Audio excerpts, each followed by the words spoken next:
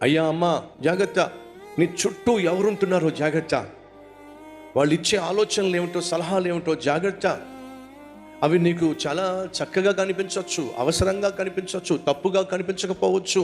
అరే, దావీదు మహారాజు చలికి వణికిపోతున్నాడు, ఇటువంటి సమయంలో ఒక పడుచు అమ్మాయిని తీసుకొచ్చి తన కౌగిల్లో పెట్టినట్లయితే ఆ వెట్ట కలుగుతుంది. సహజంగా శరీరము కలిసినప్పుడు వెట్ట కలుగుతుంది, అది సహజం. చిన్న పిల్లలైనా సరే చలికాలంలో అమ్మను గట్టిగా పట్టుకుంటాడు, నాన్నను గట్టిగా పట్టుకుంటాడు. అలా పట్టుకున్నప్పుడు వెట్ట కలుగుతుంది, ఇది సహజం. సో వాళ్ళు ఏం చేశారంటే వెట్ట కలిగించాలని చెప్పేసి అందమైన అమ్మాయినే తీసుకోవాల్సిన అవసరం లేదు. అది శోధన. ఎన్నెన్ని చోట్ల ఎన్ని పిచ్చి పిచ్చి వార్తలు మనం చదవట్లా.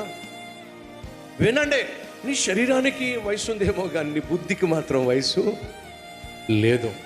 అది వాస్తవం. ప్రతిరోజు నీ చివరి దినము అన్నట్టుగా జీవించు. మాట అర్థమైందా?